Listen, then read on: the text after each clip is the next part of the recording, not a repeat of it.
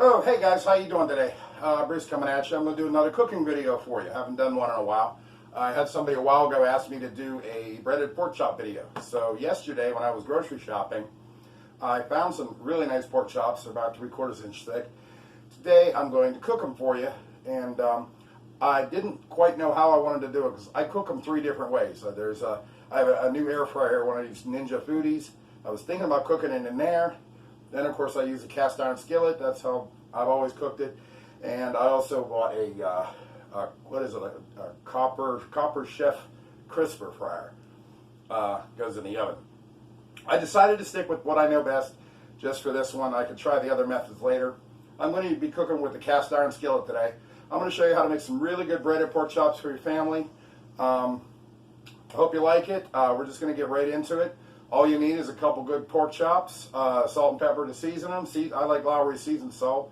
A couple eggs, some buttermilk, some flour, cornstarch, and baking soda.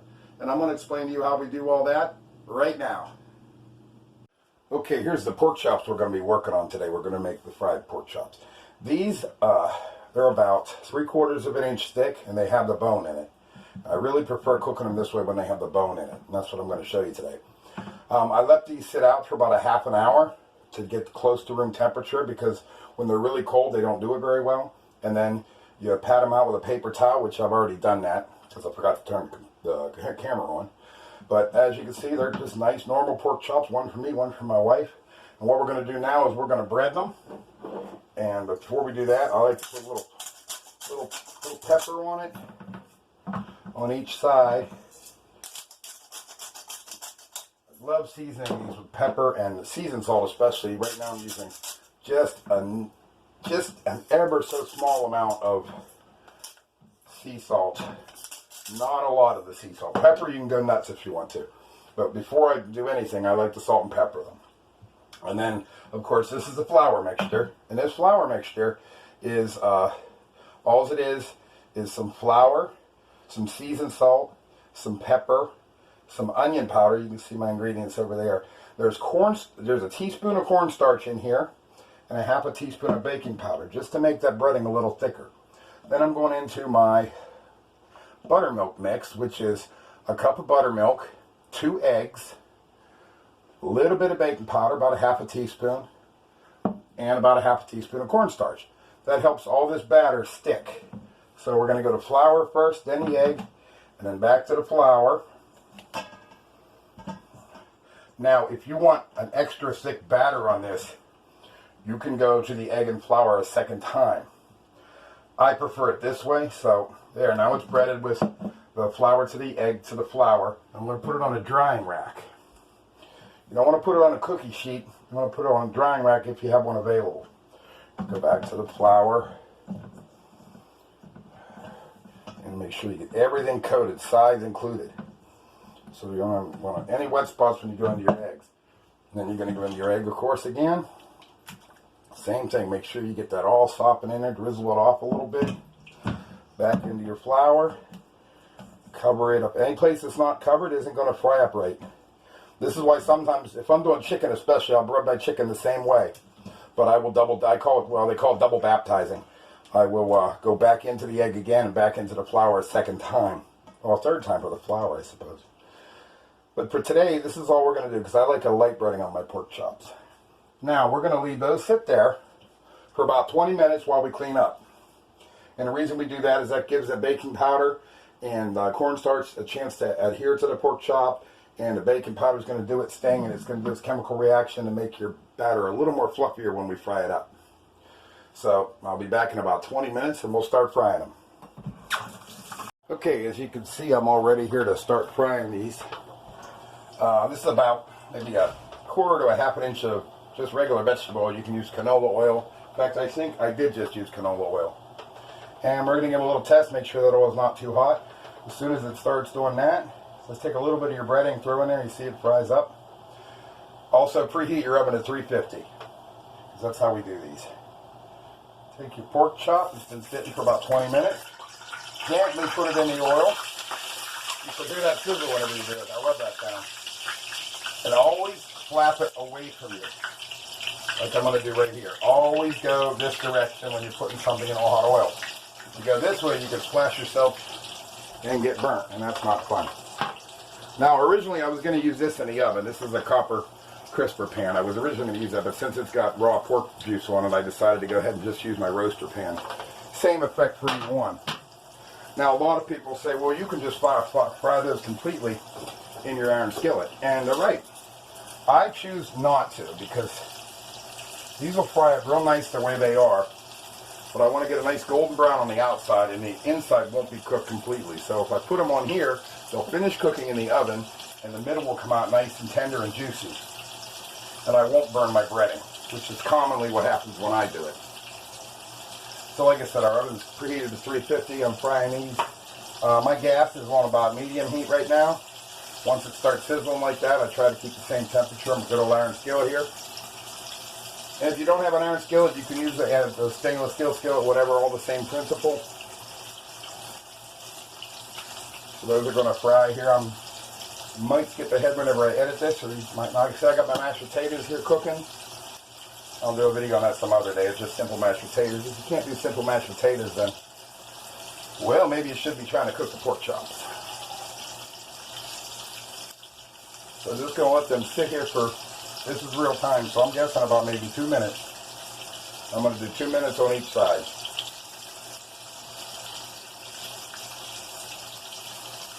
Now I can see around the edge here that they are starting to get a little crunchy and a little nice and golden brown. So I'm going to go ahead and gently flip that. Now see how nice and golden brown that is? That's what we're looking for. It'll get a little darker in the oven. You can feel it where I can feel it with my tongue. It's got that crispy crunch. Like I said, I like a light breading on these. We'll do that for another 2 minutes, and then we're going to pop them in the oven. And I'm going to have to let you know how long it takes in the oven, because I'm not really sure. I'm guessing about 10 minutes in the oven. Now, if you wanted to cook these straight just in the pan and not use your oven to finish them off, you probably want to turn your oil down a little bit, just so you get that sizzle, but not too much, because like I said, it'll burn the outside and the inside will be raw.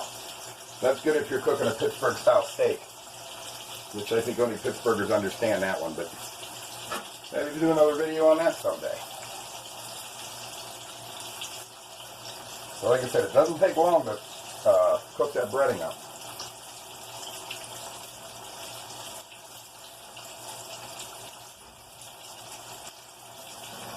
When I was young, every Sunday we used to have pork chops my mom would cook.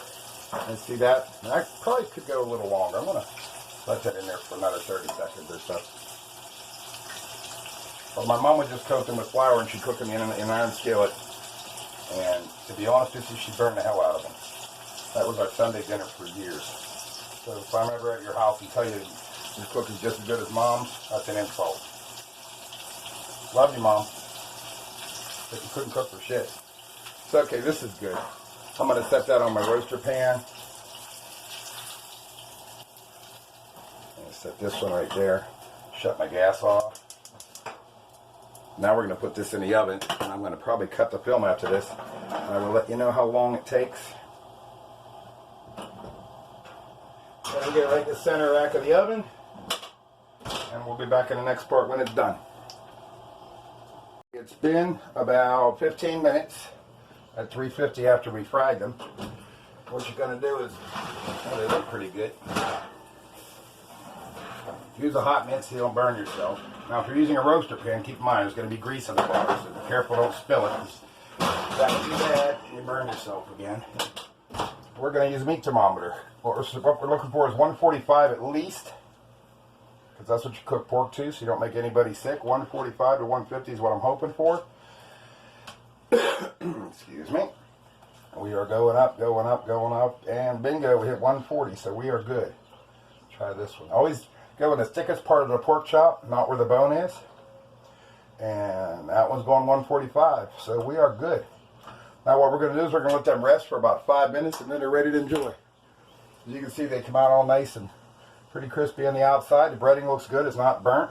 The inside's done. And next step is to set it up and eat it.